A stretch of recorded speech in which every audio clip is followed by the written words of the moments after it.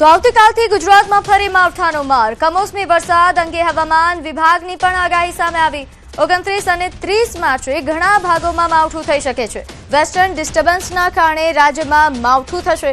આવતીકાલે રાજ્યના 11 જિલ્લામાં માવઠું પડી શકે, જેમાં કચ્છ, દ્વારકા, પોરબંદર, જામનગર, મોરબી, સુરેન્દ્રનગર, રાજકોટનો સમાવેશ થાય છે. આ ઉપરાંત બનાસકાંઠા, પાટણ, મહેસાણા અને સાબરકાંઠામાં વરસાદ થઈ શકે છે. તો પરમ દિવસે એટલે કે 30મી માર્ચે પણ 8 જિલ્લામાં માવઠું થઈ શકે.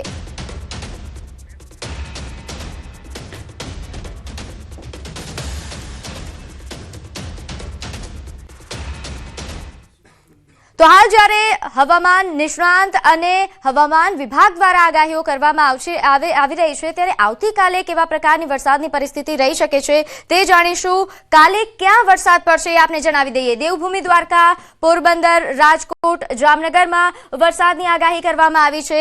આ ઉપરાંત પણ ઘણા વિસ્તારો છે કે જ્યાં વરસાદ પડી શકે છે. એમાં કચ્છનો સમાવેશ થાય છે. કચ્છના રાપર સહિતના વિસ્તારમાં વરસાદની આગાહી.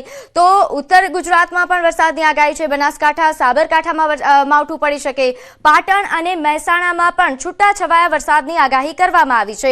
આ આવતીકાલે જ્યાં વરસાદ પડશે તે વિસ્તારો આપને જણાવી રહ્યા છે. ખાસ કરીને સૌરાષ્ટ્ર અને ઉત્તર ગુજરાતમાં માવઠાની આગાહી કરવામાં આવી છે. ઉત્તર ગુજરાતમાં બનાસકાંઠા, સાબરકાંઠામાં માવઠું પડી શકે છે.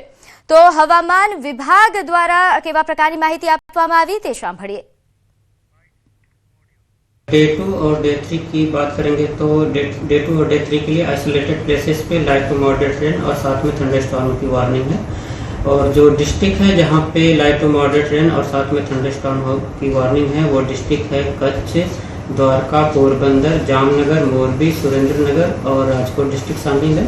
और गुजरात रीजन के जो डिस्ट्रिक्ट है जहाँ पे लाइट टू मॉडरेट रेन और साथ में थंडरस्टॉर्म की वार्निंग है वो डिस्ट्रिक्ट है बनासकांठा, पाटन, महसाना और साबरकांठा डिस्ट्रिक्ट शामिल है. और डे 3 की बात करेंगे तो डे 3 के लिए कच्छ, बनासकांठा, पाटन, महसाना, साबरकांठा, अरावली, महिसागर और दाहोद डिस्ट्रिक्ट शामिल है जहां पर लाइट टू मॉडरेट रेन और साथ में थंडरस्टॉर्म की वार्निंग है. और डे 4 और डे 5 में ड्राई वेदर प्रिवेल करेगा. फिर उसके बाद डे 6 और डे 7 में आइसोलेटेड प्लेसेस पे लाइट रेन का पूर्वानुमान है. હવે જાણીએ કેમ 20 દિવસ ભારે.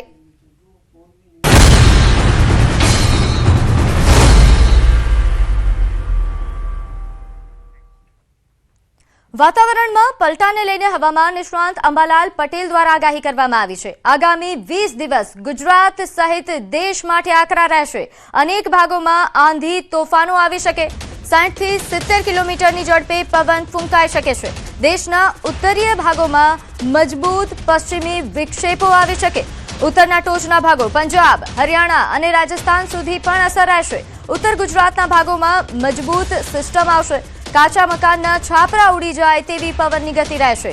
બનાસકાંઠા, સાબરકાંઠા, અરવલ્લી, પંચમહાલ સહિતના ભાગોમાં કમોસમી વરસાદની આગાહી છે. આ ઉપરાંત મધ્ય ગુજરાતના ભાગોમાં પશ્ચિમી વિક્ષેપની અસર રહેશે. આગામી 20 દિવસ દેશ સહિત ગુજરાત માટે આકરા છે. લગભગ દેશના ઘણા ભાગોમાં તો વીજ પ્રપાત અને પવનનો તોફાનો 60 થી 70 કિલોમીટરની ગતિના ભૂભાગો પર થવાની શક્યતા રહેશે. જ્યારે આ મજબૂત પશ્ચિમ વિક્ષોભ દેશના ઉત્તરીય પર્વતીય પ્રદેશોમાં પણ આવવાની શક્યતા રહેશે. જેના કારણે ઉત્તર ભારતના હિમાલયના ટોચના ભાગો, પંજાબ, હરિયાણા, રાજસ્થાન, દિલ્હી કે રાજસ્થાનના ભાગો સુધીમાં તેની અસર થવાની શક્યતા રહેશે. ગુજરાતમાં જોવા જઈએ તો ઉત્તર ગુજરાતના ભાગોમાં સખ્ત પવનના તોફાનો સાથે આ સિસ્ટમ મજબૂત સિસ્ટમ આવી રહી છે. લગભગ કેટલાક રાજસ્થાનના કેટલાક શહેરના ભાગોમાં તો 60 થી 70 કિલોમીટર પવન ફૂંકાઈ શકે છે અને નીચેના ભાગમાં 50 થી 60 કિલોમીટરનો પવન ફૂંકાઈ શકે છે. કાચા મકાનના છાપરા ઉડાડી દે તેવી આ પવનની ગતિ હશે. બનાસકાંઠા, સાબરકાંઠા, અરવલ્લી, પંચમહાલ આ ભાગોમાં પણ કમોસમી વરસાદ થવાની શક્યતા રહેશે. જેની અસર છેક મધ્ય ગુજરાતના ભાગોમાં પણ થવાની શક્યતા રહેશે. તો 28 માર્ચથી ઉત્તર ભારતમાં સિસ્ટમ સક્રિય થશે. 3 એપ્રિલ સુધીમાં સિસ્ટમ મજબૂત બનશે. 5 એપ્રિલની આસપાસ પશ્ચિમ વિક્ષેપ આવશે અને પશ્ચિમી વિક્ષેપના કારણે પવનની ગતિ વધારે રહેશે. 8 એપ્રિલથી 16 એપ્રિલ સુધી પશ્ચિમી વિક્ષેપની અસર થશે. એક પછી એક પશ્ચિમી વિક્ષેપોના કારણે તાપમાન પર અસર રહેશે. મહત્તમ તાપમાનમાં ઘટાડો પણ નોંધાશે. આગામી 20 દિવસ ખેડૂતોએ સાચવવાના રહેશે. તારીખ 28 સુધીથી આ લગભગ ઉત્તર ભારતમાં આ સિસ્ટમ પ્રવેશ કરશે અને ધીરે ધીરે 29, 30 અને ત્યારબાદ એપ્રિલ 3 તારીખ સુધીમાં આ સિસ્ટમ મજબૂત સિસ્ટમની અસર થશે. માત્ર 3 તારીખ સુધીમાં નહીં પણ તારીખ 5 તારીખની આસપાસ પણ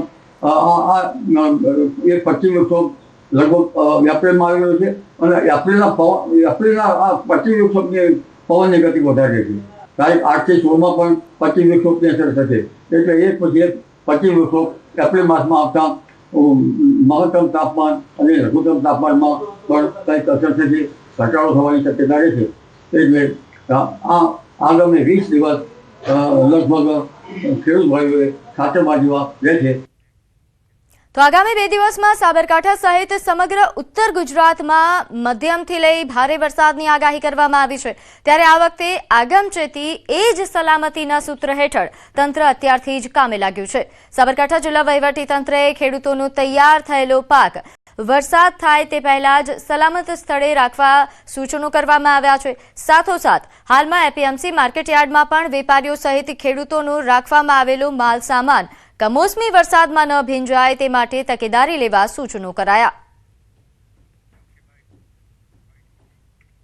આ પરિસ્થિતિમાં ખેડૂતોને અગમચેતી રૂપ તેમનો જે પાક તૈયાર થઈ ગયેલ છે તે પાક સલામત સ્થળે ખસેડવા તેમજ આ સમયગાળા દરમિયાન પિયત ન આપવું તેમજ ખાતર તેમજ જંતુનાશક દવાનો છંટકાવ ન કરવો જોઈએ તેવી ખેતીવાડી વિભાગ દ્વારા દરેક ખેડૂતોને સૂચિત કરવામાં આવે છે. ખેડૂત જણસી હોય તો જણસી સલામત સ્થળે ખસેડવી તેમજ ખેડૂતોને પણ તેઓનો તૈયાર થયેલો પાક સલામત સ્થળે ખસેડવો.